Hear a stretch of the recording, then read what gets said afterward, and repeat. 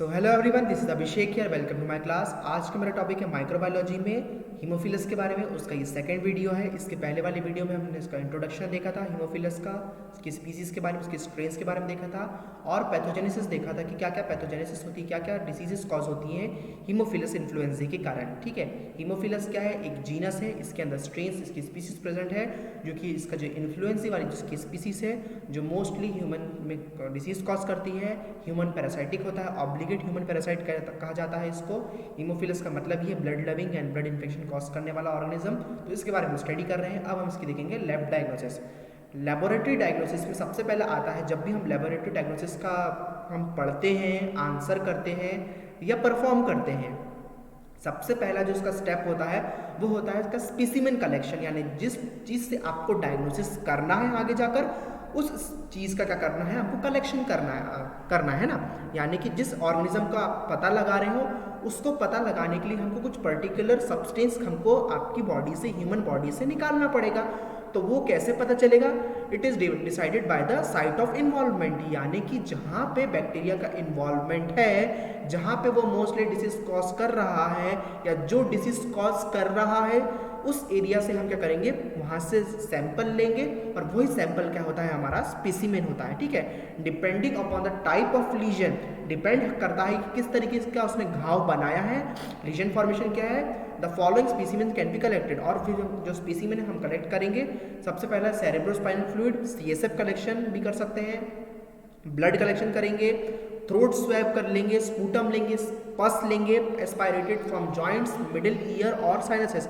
Aspirated fluid यानी कि fluids का एस्पिरेशन करेंगे जॉइंट में से, इंजेक्शन के थ्रू हम फ्लूइड निकालेंगे। और सारी चीज़ें CSF एग्जामिनेशन में भी हम लंबर पंचर करते हुए CSF निकालेंगे, ब्लड का तो हम वीनस के थ्रू निकाल लेंगे, थ्रोट का हम स्वैब के थ्रू निकाल लेंगे, स्पूटम हम अपना स्पूटम सैंपल दे लेते, पस भी हम कलेक्शन कर लेंगे। पर ये सारी चीज़ें क्या करते हैं, इस तरीके का स्पेसिमेन डिपेंड करता है कि कहाँ पे वो डिसीज कॉज कर रहा है, क्या डिसीज कॉज कर रहा है, उसके अकॉर्डिंग स्पेसिमेन का इन्वॉल्वमेंट रहता है। कलेक्शन एंड ट्रांसपोर्ट, जैसे ही आपने स्पेसिमेन को कलेक्ट कर लिया, अब आपको उसको क्या करना है, कलेक्शन करने के बाद उसका क्या करना है, ट्रांसपोर्ट भी करना है कि यानी किस तरीके से कि आपको पर्टिकुलर एरिया में, लैब में जहाँ पे इसका इन्वेस्टिगेशन होना है, वहाँ पे आपको उसको किस तरीके से पहुँचाना है। Specimen should be collected in sterile containers and under all aseptic condition. जो भी स्पेसिमेन आप कलेक्ट करोगे स्टेराइल कंडीशन में, यानी बैक्टीरिया मुक्त एनवायरनमेंट में, आपको जरा भी बैक्टीरिया नहीं होना चाहिए, जरा भी कंटेमिनेशन नहीं होना चाहिए, एकदम नीट, क्लीन और स्टेराइल एरिया होना चाहिए, है ना। साफ सुथरे कंटेनर में लेना है हमको, अंडर ऑल असेप्टिक कंडीशन, सारी असेप्टिक यानी कि स्टेराइल कंडीशंस में हमको क्या करना है, परफॉर्म करना है। आप कैसे होना चाहिए, सैनिटाइज़र या जो भी आपका अल्कोहल जो भी है वहाँ पे आप उससे आप पूरा हेड में रब करिए और पूरा ग्लव्स पहनिए, सारा जो चीज़ें हैं आपका असेप्टिक रहनी चाहिए वहाँ पे, है ना। As H. Influenzae is very sensitive to low temperature. H. Influenzae क्या होता है, बहुत ज़्यादा सेंसिटिव होता है लो टेम्परेचर में, यानी कम टेम्परेचर में वो मर जाता है, कोल्ड टेम्परेचर उसको सुटेबल नहीं है उसके लिए। Therefore clinical specimen should be never be refrigerated, इसलिए जो क्लिनिकल स्पेसिमेन जो भी हम कलेक्ट करते हैं उसको हमको रेफ्रिजरेट यानी कि फ्रिज में नहीं रखना चाहिए। For optimal yield specimen should be transported to laboratory without delay and inoculated on culture media immediately. Optimal yield यानी कि बेहतर यील्ड, यानी बेहतर उसकी ग्रोथ कराने के लिए जो भी हमने स्पेसिमेन कलेक्शन किया है, should be transported to laboratory में हमको उसको ट्रांसपोर्ट करना है, जल्दी से भेजाना है, विदाउट डिले, बिना किसी देरी के, and inoculated on culture media immediately. और जो भी कल्चर मीडिया हमने प्रिपरेशन उसके लिए किया है, उस कल्चर मीडिया में जल्दी से हमको सैंपल को इनोकुलेट कर देना है। ठीक है, हमने क्या करा, स्पेसिमेन कलेक्शन किया, ट्रांसपोर्ट कर दिया, अब क्या कर दिया, कल्चर में हमने इसका इनोकुलेशन भी कर दिया। अब इनोकुलेशन करने के बाद क्या करेंगे, हम इसकी करेंगे डायरेक्ट माइक्रोस्कोपी। डायरेक्ट माइक्रोस्कोपी के लिए क्या करना है हमको, इन मेनिंजाइटिस या मेनिंजाइटिस जैसी कंडीशन में gram stain smear of CSF shows pleomorphic gram negative कोकोबैसिलाई।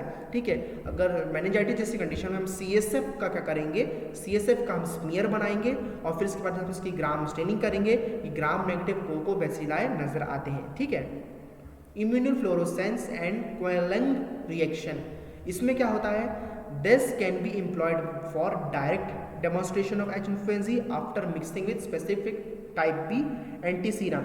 Directly हम क्या कर सकते हैं, इसका डेमोन्स्ट्रेशन कर सकते हैं इन्फ्लुएंजा का मिक्स करते हैं इसको टाइप बी एंटी सीरम से। आपको इमेजेस बताता हूँ किस तरीके से दिखता है। ग्राम स्टेनिंग में इस तरीके का ये कोकोबैसिलस इसका शेप नजर आता है, कैप्सूल फॉर्मेशन है इसका, इस तरीके से पिंकिश रेड कलर के नजर आते हैं, क्योंकि क्या है ये नेगेटिव बैसिलाई हैं। अगर ये पॉजिटिव होते तो ये पर्पल कलर के नजर आते हैं, ठीक है। ये देखो इसमें ही जो इसका जो इम्यूनोफ्लोरोसेंस अगर हम करेंगे, इम्यूनोफ्लोरोसेंस में ये इस तरीके का फ्लोरोसेंस और ये तरीके का ये नज़र आता है, इस तरीके का ये ब्राइटन चमकते हैं फ्लोरोसेंस जब इसका माइक्रोस्कोपी करते हैं। और जब इसका क्वेलिंग रिएक्शन करते हैं, क्वेलिंग रिएक्शन में देखो before addition of anti serum जब इसमें मिलाया जाता है, एंटी सीरम मिलाने के पहले देखो किस तरीके से नज़र आ रहा है कैप्सूल, और after addition of anti serum swollen capsule, जो कैप्सूल है वो स्वेल हो गया है और मोटा हो गया है, जिसके कारण क्या दिख रहा है, प्रोमिनेंट वो नज़र आते हैं माइक्रोस्कोपी में। इस तरीके का क्वेलिंग रिएक्शन, इम्यूनोफ्लोरोसेंस और डायरेक्ट माइक्रोस्कोपी हमने इसमें देखा। Antigen detection, type B capsular antigen can also be detected in patient serum. जो टाइप बी एंटीजन है इसको हम type B capsular antigen can be, capsular जो एंटीजन है टाइप बी वाला can also be detected in patient serum, patient के serum में, CSF में, यूरिन में और पस में हम कर सकते हैं। कुछ मेथड्स के द्वारा कर सकते हैं हम इसका डिटेक्शन, जो कि होता है सबसे पहला है लेटेक्स अग्लूटिनेशन टेस्ट, ठीक है। लेटेक्स क्या है, latex is a kind of, किस बताऊँ मैं आपको, एक पेड़ से निकाला जाता है एक टाइप का वो रबर और गम रहता है, ठीक है, एक गम जैसा रबर जैसा रहता है लेटेक्स, उसका क्या करते हैं, उसके थ्रू क्या काम करते हैं, इसका टेस्ट लगाते हैं। Latex particles coated with antibody to type B antigen are mixed with the specimen. जो लेटेक्स है, लेटेक्स के पार्टिकल को कोट करते हैं एंटीबॉडी से और टाइप बी एंटीजन से मिक्स करते हैं, फिर उसको स्पेसिमेन से। In positive test agglutination occurs, और पॉजिटिव टेस्ट में क्या होता है, अग्लूटिनेशन ऑकर होता है। ये देखो इस तरीके से लेटेक्स अग्लूटिनेशन टेस्ट में पॉजिटिव रहा तो ए वाला जो है पॉजिटिव है, बी वाला नेगेटिव है। अगर पॉजिटिव रहा तो क्लम्पिंग शो होगा, अग्लूटिनेशन शो होगा, थक्के जम जाएंगे, फटाफटा नजर आएगा। पर अगर पॉजिटिव नहीं है तो इस तरीके का जो बी वाली जो इमेज है, बी वाली इमेज में सेम वैसे का वैसे नजर आएगा। सीरम लेंगे, लेटेक्स का रिएजेंट लेंगे, दोनों को मिक्स करेंगे, इस तरीके से कुछ मिनट बाद, 20 मिनट बाद हम देखेंगे तो इस तरीके की लंपिंग नजर आती है पॉजिटिव टेस्ट में। कोएगुलेशन टेस्ट इस वो लेटेक्स जैसा ही टेस्ट है। Instead of latex particle staph aureus is coated with antibody to type B antigen and mixed with specimen if positive agglutination occurs. Coagulation में क्या होता है, इसमें क्या करते हैं, लेटेक्स पार्टिकल की जगह हम स्टेफ ओरियस जो स्पीसीज है स्टेफिलोकोकस ओरियस बैक्टीरिया के, उसको कोट करते हैं हम एंटीबॉडी से और टाइप बी एंटीजन से, ठीक है। किसके टाइप बी एंटीजन से कोट करते हैं हम, हीमोफिलस के टाइप बी एंटीजन से, और एंटीबॉडी से हम कोट करते हैं, किसको कोट करते हैं हम, स्टेफ ओरियस को, और फिर मिक्स करते हैं हम स्पेसिमेन से। और जब हम इसको स्पेसिमेन से मिक्स करते हैं तो अगर ये पॉजिटिव रहा तो अग्लूटिनेशन ऑकर होता है, ठीक है। Counter immunoelectrophoresis CIE, specific antiserum is put in one well of agarose gel and specimen is put in other well. Specific antiserum electrophoresis, immuno electrophoresis technique है। इलेक्ट्रोफोरेसिस जानते हो, पार्टीशन करते हैं हम, सेपरेशन करा के क्या करते हैं हम, डायग्नोसिस करते हैं। एक उसमें एक बॉक्स रहता है, वेल रहता है, वेल के अंदर उसमें जेल भरा हुआ रहता है, उसके अंदर क्या करते हैं, एक वेल में हम रखते हैं एंटी सीरम रखते हैं और दूसरे में हम रखते हैं स्पेसिमेन। इस तरीके का फिर वो इलेक्ट्रोड और कैथोड रहते हैं, इलेक्ट्रॉनिकली फिर वो रन करते हैं, उस तरीके की रीडिंग दिखती है। अब मैं पूरा आपको इलेक्ट्रोफोरेसिस कभी नहीं पढ़ाने वाला हूँ, बस इसको थोड़ा सा शॉर्ट में समझ लो, क्योंकि इलेक्ट्रोफोरेसिस आप में ही एक बहुत बड़ा टॉपिक है, ठीक है। Specific anti serum is put on one well of agarose gel and specimen is put in another well, है ना। एक वेल में हम इसमें रखते हैं एंटी सीरम और दूसरे में रखते हैं हम स्पेसिमेन।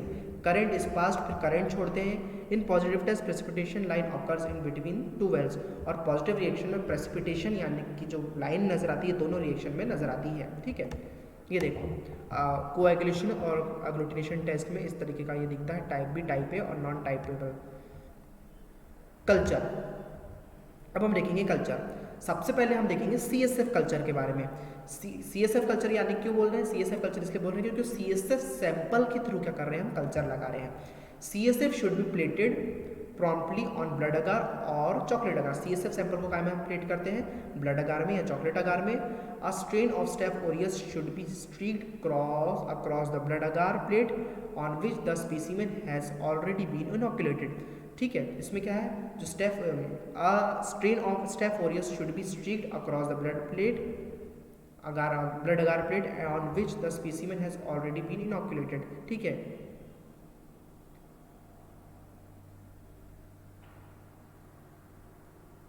ठीक है, हमको क्या करना है, ब्लड अगार लेना है। ब्लड अगार में हमको स्पेसिमेन को इनॉक्यूलेट कर देना है। जो भी हमने CSF का स्पेसिमेन लिया है उसको इनॉक्यूलेट किया। इनॉक्यूलेट करने के बाद क्या करना है, हमको स्टेफाइलोकोकस ओरियस की स्ट्रेन लेना है, कॉलोनी लेकर क्या करना है, हमको उसको उसमें स्ट्रिकिंग करना है ना।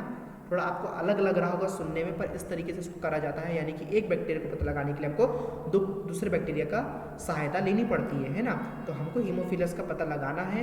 हीमोफिलस का पता लगाने के लिए हमको क्या करना पड़ेगा, ब्लड अगार तो है, ब्लड अगार में हमने CSF का इनॉक्यूलेशन कर दिया है, CSF को मिक्स कर दिया है। उसके बाद हमको स्टेफ ओरियस की कॉलोनी लेकर उसमें ब्लड अगार में उसकी स्ट्रिकिंग करनी है ना। On which the specimen has already been inoculated, plates are then incubated। फिर प्लेट्स को इंक्यूबेट करना है 35 to 37 डिग्री सेल्सियस पे एरोबिकली, एरोबिक कंडीशन में विद 5 to 10% CO2, और उस पर हम मिक्स कर सकते हैं रात भर, या इसको हमको इंक्यूबेशन करना है। The isolate is then identified by its colony morphology. फिर जो आइसोलेशन किया है हमने उसकी कॉलोनी की मॉर्फोलॉजी के थ्रू हमको पता लग जाता है, सैटेलाइटिज्म, ग्राम स्टेनिंग एंड सीरोटाइपिंग के थ्रू। देखो अब मैं बता रहा हूँ आपको, आगे आपको बताऊंगा इमेजेस में। Blood culture, it usually positive in cases of epiglottitis and pneumonia. Epiglottitis और निमोनिया जैसी कंडीशन में ब्लड अगार क्या होता है, पॉजिटिव रिजल्ट देते हैं। स्पूटम कल्चर में, sputum should be homogenized by treatment with pancreatin और by shaking with sterile water and glass beads for 5 to 30 minutes. Homogenized यानी कि स्पूटम को होमोजेनाइज्ड यानी कि मिक्स करना है, एक जैसा बनाना है। स्पूटम क्या है, खकार है, बलगम है। अब बलगम तो कहीं मोटी कहीं पतली नजर आती है जब थूक निकालते हैं। अब हमको उसको मिक्स करना है, उसको लिक्विफिकेशन करना है, उसको एक जैसा करना है। तो उसको होमोजेनाइज्ड करने के लिए, एक जैसा करने के लिए स्पूटम को हमें पैनक्रिएटिन या तो हम इसमें स्टेराइल वाटर और ग्लास बीड्स कांच के टुकड़े मिला के 15 से 30 मिनट उसको शेक करते हैं, तो ये एक जैसा हो जाता है sputum. Several samples of the sputum are to be cultured to increase the rate of isolation। और बहुत सारे सैंपल लेते हैं हम स्पूटम के, कल्चर करते हैं ताकि क्या हो, इंक्रीज कर सके हम आइसोलेशन की रेट को। ये देखो ब्लड अगार में इस तरीके की इसकी कॉलोनी मॉर्फोलॉजी नजर आता है, ब्लड अगार में इस तरीके का ये नजर आता है। कॉलोनी मॉर्फोलॉजी एंड सीरोटाइपिंग हमारा लास्ट टॉपिक है, कॉलोनी मॉर्फोलॉजी एंड सीरोटाइपिंग।